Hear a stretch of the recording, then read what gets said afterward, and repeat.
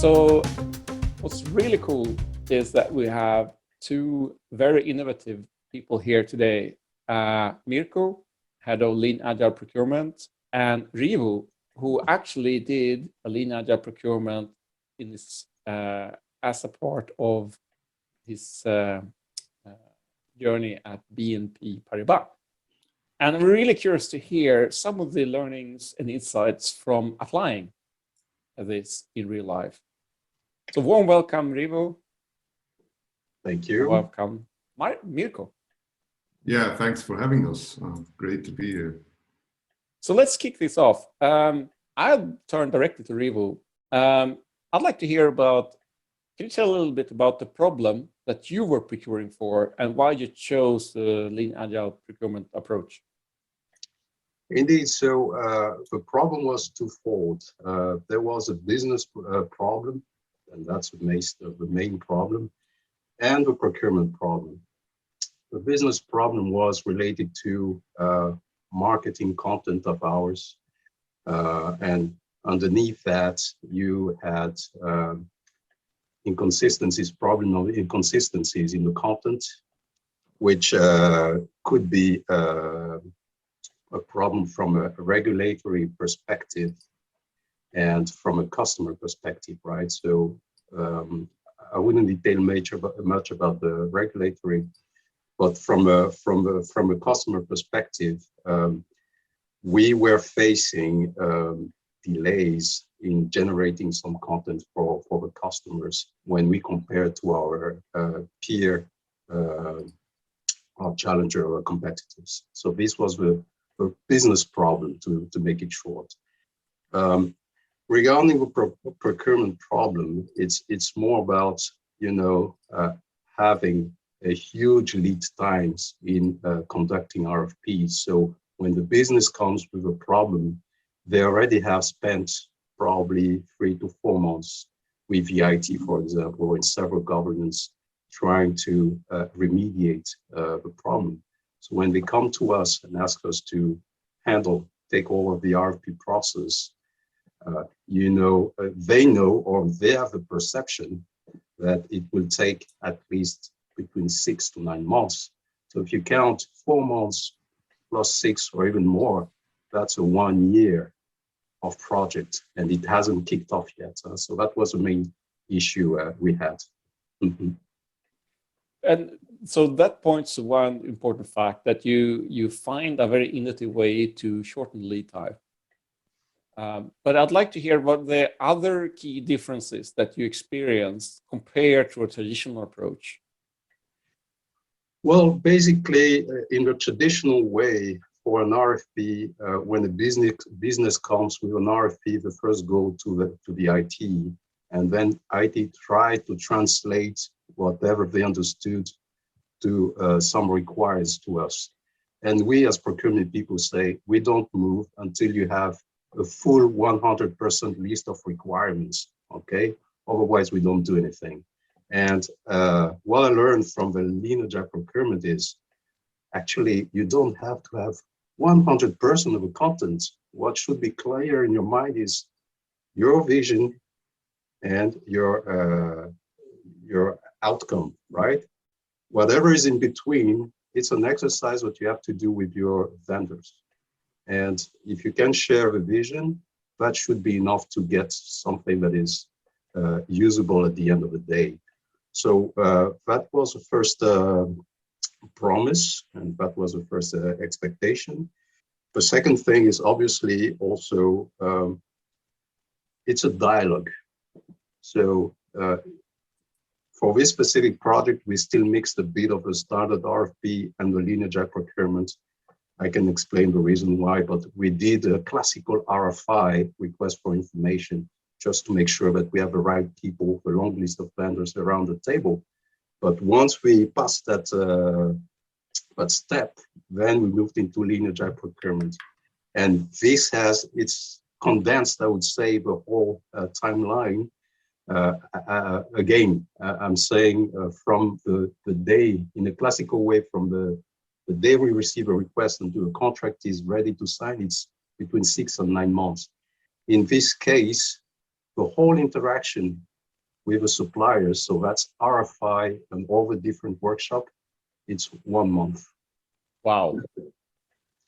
Of course, you have some preparation in between before, and you have some contractualization or contracting exercise at the end of it.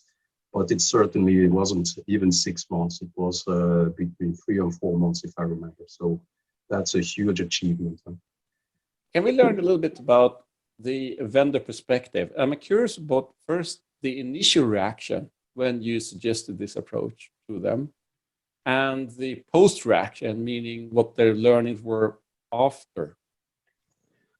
Well, they were puzzled.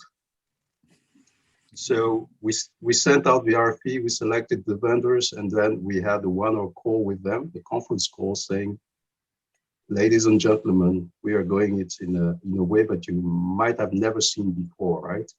So the first thing we're going to do is to brief you on the whole approach of Lean Agile procurement.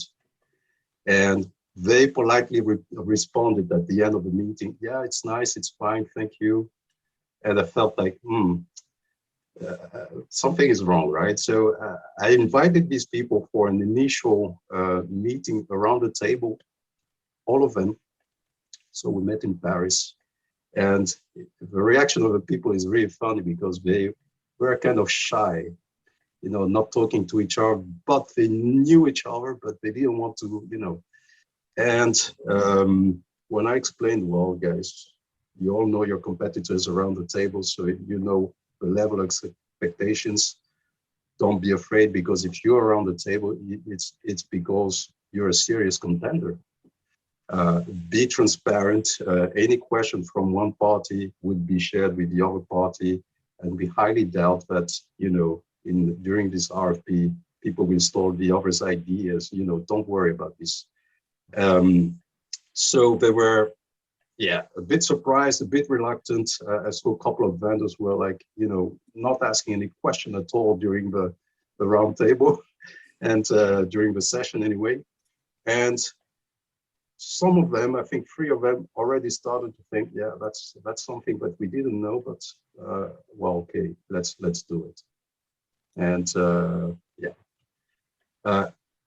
with a perspective, I think I should have better prepared the vendors to the approach, right? But at the same time, it was the first time I was doing this, so I was also discovering while I was doing the exercise. So that was the initial reaction. At the end of the RFP, the 2 shortlisted, so 1 lost and 1 won. The 2 said, "Thank you. Thank you for what? Thank you because it's been very fast. We had the feedback right after each workshop, weaknesses, what we liked, what we didn't like, what we would like to see more from your offer, right at the end of the meeting. Not something like, thank you, we will send you an email in 1 week from now. It's right at the moment. Thank you because we could meet all of you guys at BNP. So procurement people, the business, the IT security guys. The lawyer couldn't attend for obvious reasons, but that was not a big concern. So they say, we met all of you and we know what you're expecting from us. And the last thing is, thank you, because pre-sales budget is something that we are, you know, it could be out of control in the classic RFP process. Now we know that after 2 workshops, we are in or we are out, but we know. So if we are out, we move to something else and that's it. So they really appreciated that. And yeah, that's a key learning. To your perspective, if you would approach them and say, let's try this in another scenario, another problem, would they lean in to do this again? I think so. We are trying to do it now at the moment. To be fully transparent, the whole COVID situation didn't help much because Lean Agile procurement, it works better when you see people face to face. And it wasn't the case during the past 2 years. But yes, there is an interest in doing it differently. The only thing that I would improve is again the change management, change of mindset from both the vendors and internally. Okay, so internally it's funny. There's a saying, say, what people think is not what they do, and what they say is completely different. So internally, people say RFP processes are very lengthy. We don't like it. So when you come in and suggest something else, I say, are you sure? Why don't we stick to the old-fashioned way? It's the same people, huh? So you have a huge change management efforts here. What I underestimated is the vendor side. I didn't do that the first time I did it. Really explaining the whole process, trying to reassure them, trying to, you know, it's not just a 1 hour call. It has to be, you have to dedicate more hours explaining to the vendors what it's all about. But in the end run, they liked it. They liked it. And again, I have some vendors who lost an RFP and writing an email saying, thank you. That's all I can say. It's a telling story. It's a telling story. Final question to you, Rivo. So what were the type of tricks or techniques you used to make the vendors feel safe? That share insights during the procurement process? Well, it's just the atmosphere, you know. You're in the same room for the whole day, or at least for one half day. So that's 4 hours. That's 4 to 8 hours. You make people comfortable. Okay. If they don't have the answer right now, that's fine. You treat them with respect. You ask them question and you tell them, yes, we are going to put you on the grill, but you can also put us on the grill. If you think that we don't have the right answers for you, stand up, raise your voice, raise your finger, and we do the exercise. And again, one of the negotiation principle is that you have the front people negotiating and you have the back people negotiating. You never sit at the table, but they do make the decisions. In this case, you see all these people in front of you. Okay, and that's also something that they appreciated. They met the business, they met the decision makers for IT. Legal was not there, but I was kind of doing the voice for legal, and yeah, the right people were there.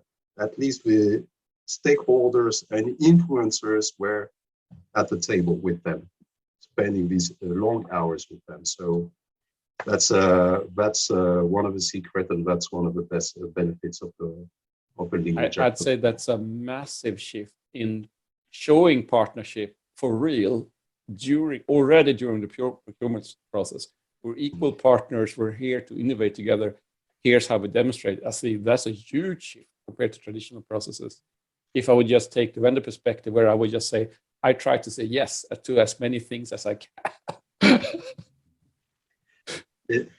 It's really, it was interesting because the vendors came with their CEO. Now, of course, he didn't lead the whole exercise, but he was sitting there just to listen and making decisions. We had some breakout sessions saying, okay, we need some breakout sessions. We'll come back on that one. So give us just 20 minutes to build something for you. And then they came back and say, this is what we suggest. How do you feel about that? They were like, yeah, we like this, and this, not so much. And you're building things in partnership. Final question to you, Rivo. Do you feel inspired to try this again in a different scenario? I'm trying it every time I can. But today,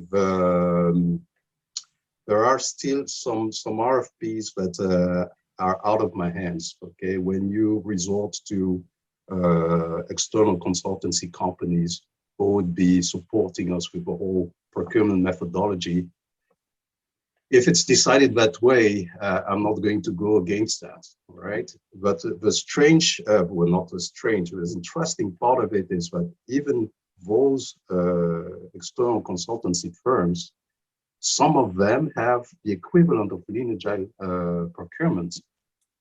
I was really amazed by one company in particular, I wouldn't name here. When I read the document, I said, that's a methodology that I know. When they explained it, I was like, yeah, I'm at home. Guys, I'm the same.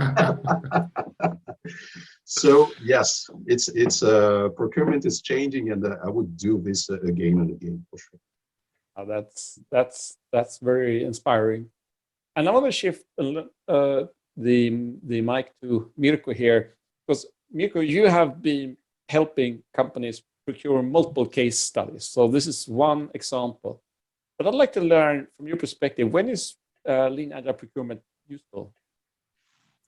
Yeah, that's the very first question we usually teach the people, because it's not the silver bullet. So, and it's also important that especially people in procurement not think they've done something wrong, because that makes them feeling insecure. So Lean Agile procurement or Agile practices in general have its sweet spot if things become complex. So in terms of procurement, these are most often strategic sourcing cases. Those are cases where we expect a lot of surprises, where we could fix the scope, as Rivo mentioned at the beginning, from the start, where things are evolving as we go throughout the process, but usually even throughout delivery. Market demands might change, etc. So that's kind of the short answer to that. So please don't use any Agile practices for commodity sourcing cases. This will just create overhead. So I'm curious, have you seen this being applied in procure stuff that are sort of non-software, hardware, other different case studies? Absolutely, yeah. I mean, as Agile guys, we all come out of software, so that was definitely our starting point. But in the meanwhile, we are talking about services. We are talking about hardware, a combination of it, production approaches and utilities. So for example, to give you a few examples here, one of the most famous, we got awarded for it, was we sourced an ERP system in a 2-day workshop. It was a lead time of 4 weeks, kind of similarity to Rivo's case. So there is definitely time needed for prep. We have in Down Under, for example, a case for, that's a hard word for me, excavation, where they are currently building a city rail link, and they just needed to do sort out with a lot of with some digging companies, where to put the ground and who is the best for what. So we used the similar approach to let them form alliances, between competitors. How crazy is that? So we said it's not one vendor that will win, it's 3 or more. Find out who. So totally new collaborative approach. Currently involved in 1 billion sourcing case, sourcing trains for the public sector. It's insane, public sector. Matthias, I don't need to tell you, you're the expert in that already. It's insane what I met in the public sector. So Rivo was talking about lead times of 1 year. In this particular case, they forecasted 8 years.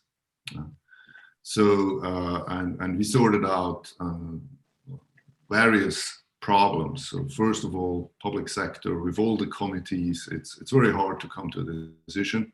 So we solved that. Second is the way they specify.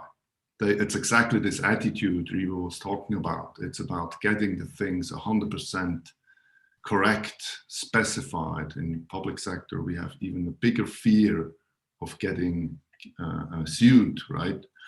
And we help them transform, still in progress, from specifying the solution to over what's the vision and the needs we want to solve with that. So we started in IT. In the meanwhile, we have cases, I would say, almost in all categories, as the procurement guys tend to say. And yeah, it became global. So that includes infrastructure now, what I'm hearing, hardware, a lot of interesting innovative areas where this is pretty new and brings a lot of value. What was sort of the end outcome of the project after it actually launched? Well, the project, the planning was more or less respected. When I say more or less respected, 70% of projects are always late. I think they dealt with something like less than 1 month delay compared to what they initially planned. That's for me, it's a very positive outcome. The second outcome for us is, at the end of the day, believe it or not, we ended up selecting a vendor that we already used to work with. So in the first project, that vendor, we were having some issues with that vendor, to be fully transparent. I think it was more about the miscommunication than really a vendor that was not able to provide, to deliver. So we ended up with the same vendor, and we couldn't be happier. So that's also something from a procurement perspective, a huge achievement. Why is that? Because we often tend to spend less time on supplier relationship management due to time constraint, right? So the daily request management takes up to 50% of our time. Then you have contract management and any governance in between, and then you're left with a tiny 5% of your available time for supplier relationship management. Okay, so in here we managed to. I liked it. We came up with a vendor that we perceived as so or average, and after we met these guys for 2 workshops, so that's only 2 workshops, we realized the value they had for us. And they're still in the place at the moment, I guess, as far as I know. So that's also a good outcome, supplier development. You were able to actually develop a good partnership with them. Exactly.